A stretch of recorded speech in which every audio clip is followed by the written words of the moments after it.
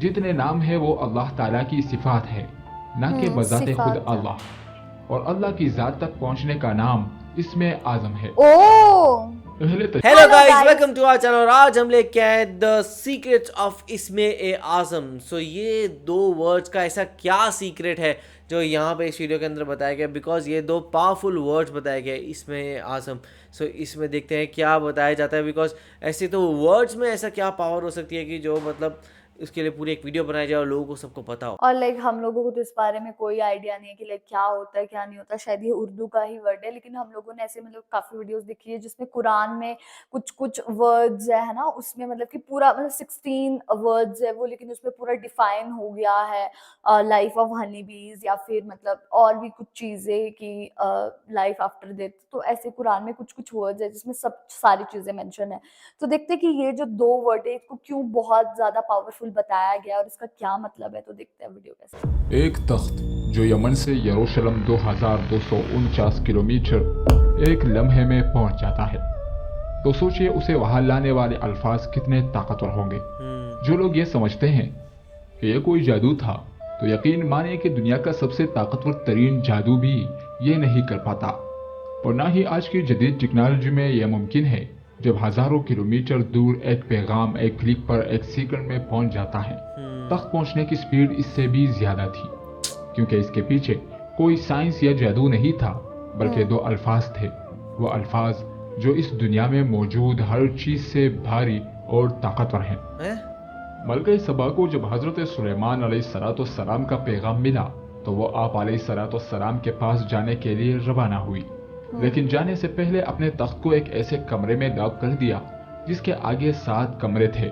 اور اس تخت تک پہنچنے کے لیے 6 کمروں کو کھولنا پڑتا، جس کی چابیاں صرف ملکہ سبا کے پاس تھی۔ لیکن پھر بھی جب ملکہ سبا یروشلم سے محض 4.5 کلومیٹر دور تھی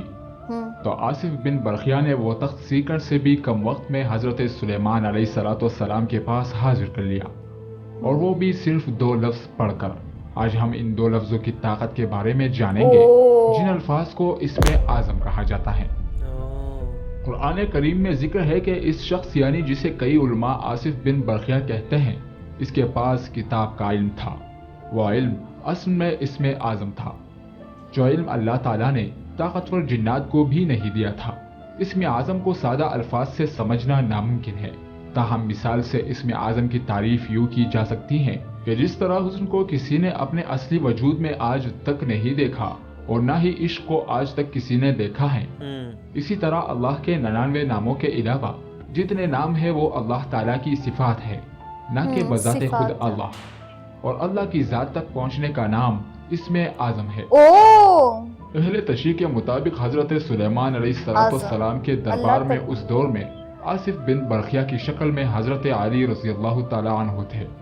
اور اسم اعظم ان کو حضرت سلیمان علیہ السلام نے سکھایا، کیونکہ آصف اصل میں حضرت سلیمان علیہ السلام کے خلیفہ ہونے کو تھے، تو ان کو ایک علم دیا گیا تاکہ عوام میں ان کی داغ بٹھا دی جائے اور بعد میں کوئی اس پر اختلاف نہ کر سکے۔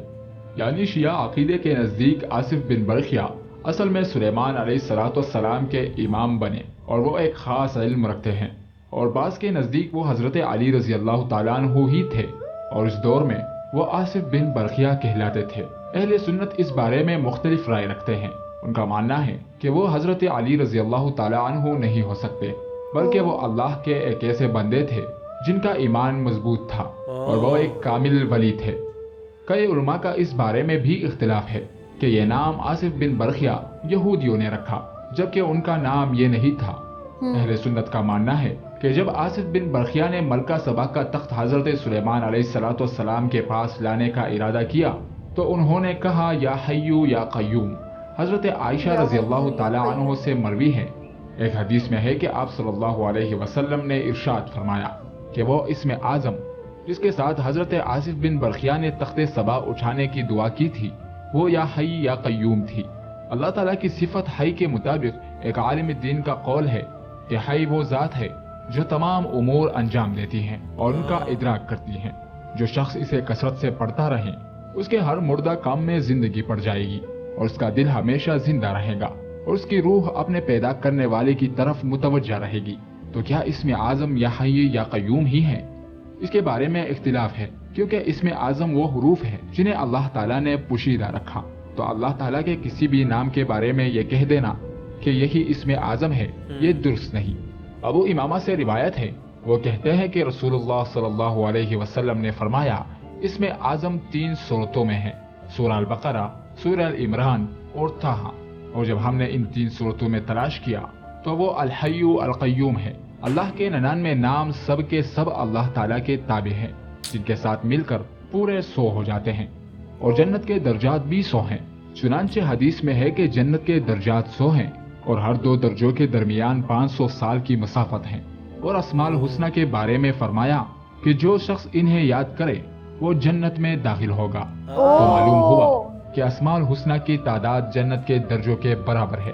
اللہ نام کے اسم اعظم ہونے کی یہی دلیل بتائی جاتی ہے کہ باقی تمام نام اس نام کے تابع ہیں۔ جو شخص اللہ تعالیٰ کو اس کے کسی نام سے پکارتا ہے تو اس میں اس شخص کا حصہ ہوتا ہے، مگر اس میں اللہ کے ساتھ پکارنے میں اس کا کوئی حصہ نہیں ملتا، کیونکہ وحدانیت میں کسی کا کوئی حصہ نہیں۔ حضرت ابو سعید رحمۃ اللہ علیہ فرماتے ہیں کہ سب سے پہلے اللہ تعالیٰ نے اپنے بندوں کو ایک کلمہ یعنی اللہ کی طرف بلایا، جس نے اسے سمجھ لیا اس نے دوسرے کلمات کو بھی سمجھ لیا۔ اس لیے اللہ تعالیٰ نے قل هو اللہ فرما کر اہل حقیقت کے لیے کلام ختم کیا، پھر خواص کے لیے عہد بڑھایا، پھر اولیاء کے لیے اتنا اور فرمایا اللہ الصمد، اور پھر عوام کے خاطر اسے پورا کیا۔ اکثر علماء اس پر متفق ہے کہ اللہ تعالیٰ کا اسم اعظم اللہ اور اعلیٰ ہے۔ حضرت علی رضی اللہ تعالیٰ عنہ کا ارشاد ہے کہ اسم اعظم حروف مقطعات میں ہے، اور جو شخص ان حروف کو ایک دوسرے کے ساتھ جوڑنا جانتا ہو تو وہ اسم اعظم سے ناواقف نہیں رہ سکتا۔ تو کیا اس کا مطلب یہ ہوا کہ حروف مقطعات ہی اسم اعظم ہے؟ بعض علماء کا قول ہے کہ اسم اعظم احد الصمد ہے، بعض نے کہا کہ ذوالجلال والاکرام ہے، اور بعض نے کہا ربنا ہے۔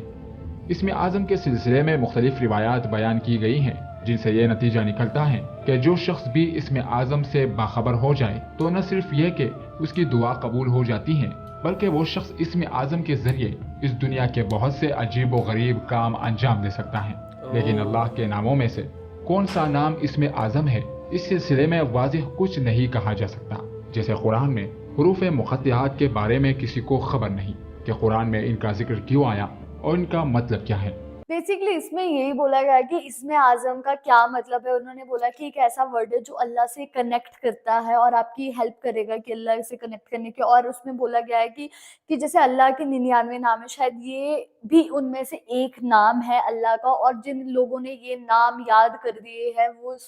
اس میں سورگ میں جائے گے، جنت میں جائے گے، کچھ ایسا بولا گیا ہے، اور بہت پاورفل ورڈ مانا گیا ہے اسلام میں اسم اعظم کو۔ تو بہت ہی کمال کی ویڈیو تھی، اور یہ کچھ ایسی ویڈیو تھی جس سے ہم لوگوں کو جاننے کے لیے ملا ایک اللہ کا ایک نیا نام، کیونکہ ہم لوگوں کے اکارڈنگ تو اللہ کے نام ہے لیکن ہم لوگوں کو صرف اللہ ہی پتا تھا، لیکن ایک یہ دوسرا نام بھی پتا لگا ہے ہم وہی، اور دیکھا جائے تو وہ بھی پتہ لگا کس طریقے سے، اگر وہ چیز پتہ لگ جائے تو وہ سب کو بہت پاورفل بنا دے گی۔ لیکن بٹ وہی ہے کہ وہ ورڈ کا بارے میں ابھی کسی کو پتہ نہیں ہے کہ وہ کون سا ہے، بیکاز 99 نیمز آف اللہ کی ہم نے ایک ویڈیو دیکھی ہوئی ہے، لیکن اس 99 میں سے کون سا ایک وہ نام ہے وہ چوز کرنا سب سے بڑا مشکل بات ہے۔ تو اس میں آپ کا کیا کہنا ہے، آپ ہمیں کمنٹس میں ضرور بتائے گا۔ تو اسے لائک کرتے جائیے، کمنٹ کرتے جائیے، شیئر کرتے جائیے اور سبسکرائب کرتے جائیے۔ بائے۔